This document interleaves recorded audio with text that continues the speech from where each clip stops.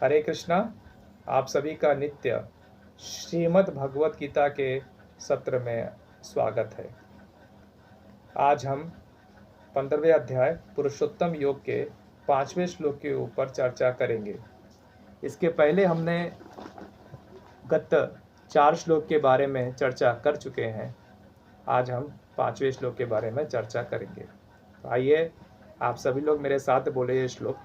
निर्माण मोहाजित संग दोष अध्यात्म नित्या विनिवृत्त काम द्वंद्वैर्विमुक्त सुख दुख संगे गच्छन्ति मूढ़ा पद अव्ययम ततः। तो ये श्लोक का अनुवाद हम पढ़ेंगे। श्रील प्रभुपाद जी देते हैं। अनुवाद इस प्रकार है। जो झूठी प्रतिष्ठा मोह तथा कुसंगति से मुक्त है, जो शाश्वत तत्व को समझते हैं, जिन्होंने भौतिक काम को नष्ट कर दिया है, जो सुख तथा दुख के द्वंद्व से मुक्त है, जो मोह रहित होकर परम पुरुष के शरणागत होना जानते हैं, वे उस शाश्वत राज्य को प्राप्त होंगे। तो यहाँ पे बहुत स्पष्ट लिखा गया है और असल में ये जो श्लोक है शरणागति का बहुत सुंदर उदाहरण प्रस्तुत करता है। ये श्लोक, इस श्लोक का अगर आप संधि विच्छेद करेंगे तो भी बहुत अच्छे से समझ में आता है कि ये श्लोक का अर्थ क्या है। निर्माण मोहा, निर्माण मतलब होता है जहाँ पे मान ना हो। मोह के कारण जो ये मान आता है, ये मान नहीं आना चाहिए, अहंकार नहीं आना चाहिए। इतसंग दोष मतलब कहते हैं कि कुछ संगतियों से उस दोष को निकाल देना। अध्यात्म नित्य विनिवृत्त काम, व्यक्ति को अध्यात्म में नित्य लगना चाहिए। विनिवृत्त काम से व्यक्ति को दूर रहना चाहिए, इच्छा से। द्वंद्वैर मुक्त सुख दुख संगे, जो द्वंद्व है सुख दुख का, उससे दूर रहना चाहिए। गच्छन्ति मूढ़ा पद अव्ययम। अगर व्यक्ति इस प्रकार से भगवान का शरणागति लेता है तो उसे परम धाम की प्राप्ति होती है। तो देखिए हम इसके बाद चर्चा करते हैं। तो ये कहते हैं कि ये बहुत सुंदर श्लोक है एक शरणागति के ऊपर, जहाँ पे बहुत सारे गुणों के बारे में बताया गया कि क्या गुण चाहिए कि व्यक्ति के अंदर जिससे कि वो भगवान की शरणागति ले सकता है। तो सबसे प्रथम आता है वो है अहंकार। निर्माण मोहित संग दोष अध्यात्म नित्य निवृत्त काम। तो अहंकार, मोह के वजह से जो अहंकार उत्पन्न होता है। मोह क्या है, ये अहंकार क्या है? अहंकार ये है कि इस संसार की सभी वस्तु का स्वामी, जो वस्तु मेरे पास है उसका स्वामी मैं हूँ। लेकिन व्यक्ति ये बात नहीं समझ पाता कि ईश्वर पूरी प्रकृति का स्वामी है, ना कि हम। क्योंकि हम तो यहाँ पे संसार में बहुत ही क्षणिक मात्र समय के लिए आए हैं। कुछ काल तक, कुछ समय तक हम इस संसार में रहते हैं और फिर इस संसार को हम छोड़कर चले जाते हैं। है या नहीं है कि आप तो हमेशा तो रह नहीं सकते, कुछ काल तक संसार में रहेंगे, अभी बाद में संसार को छोड़ के चले जाएंगे। इसी बीच में संसार में रहते हुए हम अपने आप को विभाजित कर लेते हैं। कहते हैं कि जमीनों को, इस पृथ्वी को हम विभाजित करते हैं कि इतना पृथ्वी मेरा है, ये पृथ्वी का मालिक मैं हूँ। ये अमेरिकन बोलता है कि इतने पृथ्वी का मालिक मैं हूँ, पाकिस्तानी बोलता है ये पृथ्वी का मालिक मैं हूँ। लोग जमीन के लिए एक दूसरे से लड़ रहे हैं मात्र, और ये जमीन मेरा करते हैं, मेरा प्रॉपर्टी, मेरा घर, ये मेरा वो सब करते हैं। और अंतगत्वा इन सब चीज़ों को उन्हें छोड़कर जाना ही पड़ता है। ये लॉजिकल है। पृथ्वी भगवान की है और भगवान की ही रहेगी। आप इनका खाली आप शोषण ही कर सकते हैं, कुछ कर नहीं सकते, पैदा नहीं कर सकते। चाहे लोहा हो, सोना हो, चांदी हो, धन हो, सब कुछ भगवान का ही दिया हुआ है, वही उनके स्वामी हैं। आप इनका खाली शोषण ही कर रहे हैं। आप शोषण तो कर रहे हैं लेकिन थैंक यू भी नहीं बोल रहे हैं। अरे कम से कम मानो तो संसार के स्वामी भगवान हैं, आप थैंक यू तक नहीं बोल रहे हो। सब कुछ भोगे जा रहे हो। मान लो किसी घर में पहुँचे और वहाँ पे आपको खाना दिया, आपको उठने को बैठने को हवा पानी सब कुछ दे रहा है, फिर भी उसको आप उल्टा गाली दे रहे हो, उसके बारे में उल्टा सीधा बोल रहे हो। अरे सब कुछ आपको जीवन दिया, हवा दिया, पानी दिया, सूर्य दिया, घर जमीन सब कुछ दिया, उसको आप थैंक यू तक नहीं बोल रहे हो। भगवान को थैंक यू तो बोलो, मानो तो कम का सबके चीज, तो सबके स्वामी वो है। जो घर बनाया वो ईटा माटी पत्थर कहाँ से आया है? जमीन से आया, सब प्रकृति से आया ना।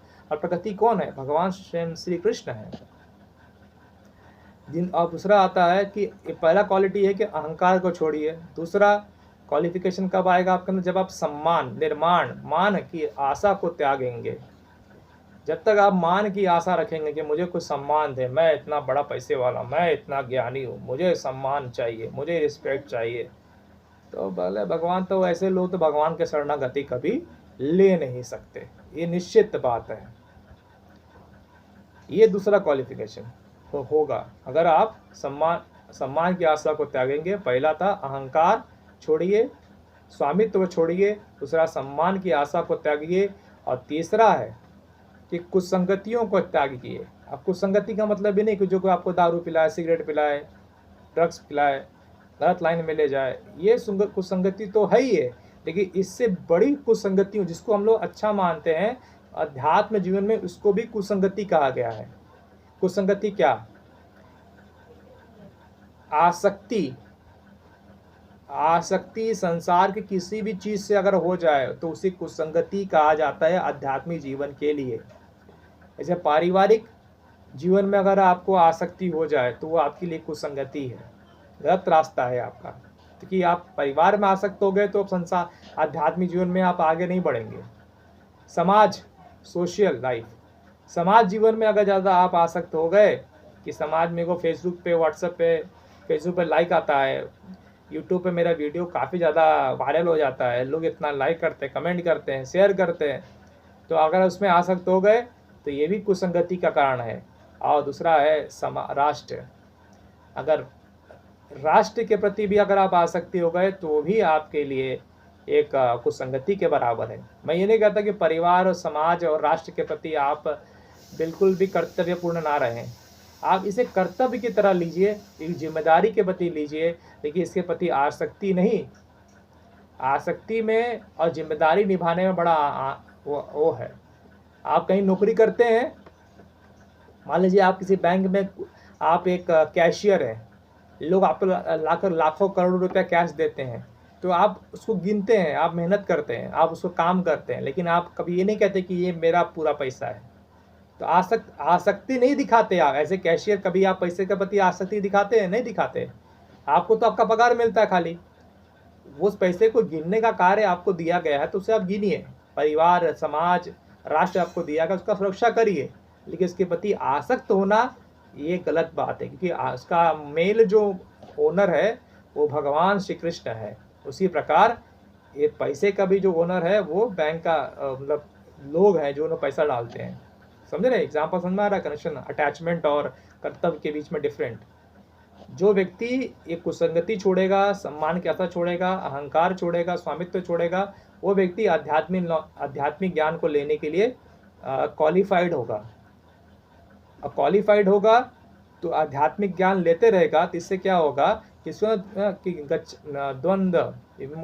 द्वंद्व से जो है, द्वंद्व से वो बाहर निकलेगा।